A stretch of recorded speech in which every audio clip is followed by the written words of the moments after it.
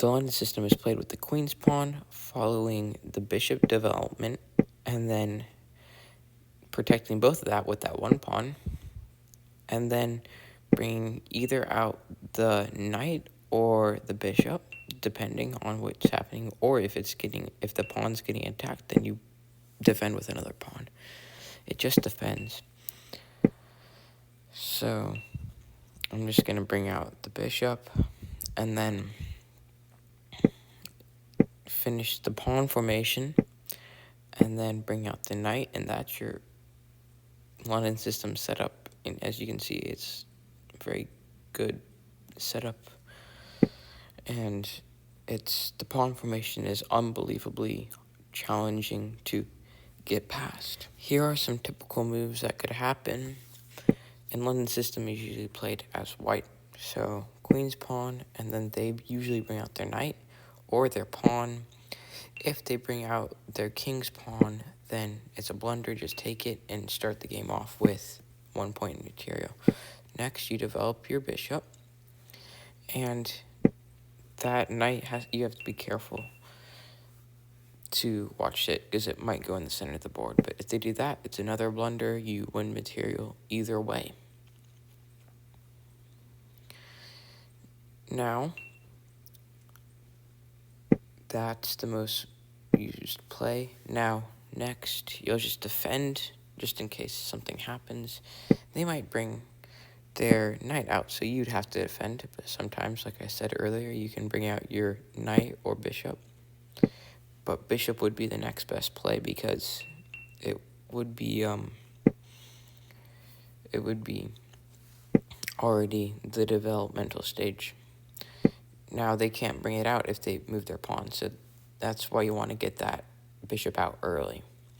And they really don't have like any good moves. They can't develop very much, and if they bring out their bishop like this,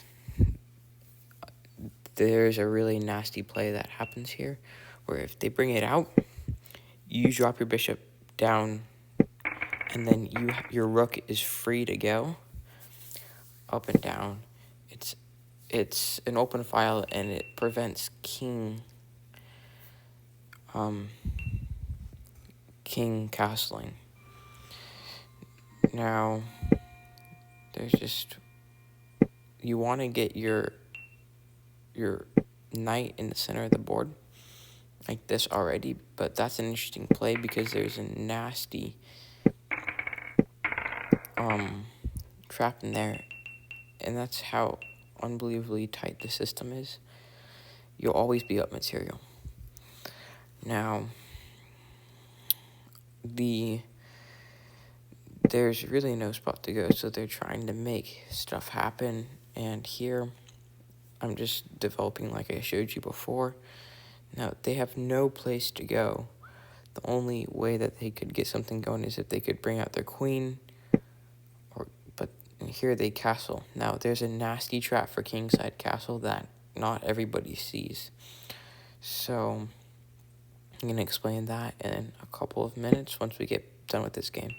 So, they really can't go anywhere. This is very hard to play against, especially in like 1,000 elo range. So the kingside castle trap is up next. So this is the nasty kingside castle attack. So first they'd have to castle, and then you want to get your bishop and your queen connected. Now this is the best move in this situation. So you wouldn't want to take if that knight wasn't there. So they could take it. So you want to drive out that knight. So what you do is take with your pawn. That would be the best move, taking with your pawn, not your bishop. So you take with your pawn, and then they would take. Then that would get driven out either way, and then it's checkmate. It's a really easy trap. My next video is going to be how to cut down on blunders and the main reasons why you blunder, because my latest game review was of a guy around the 700 elo range, and he blundered about 10 times in that game, and we're going to cut down on that. Please like and subscribe to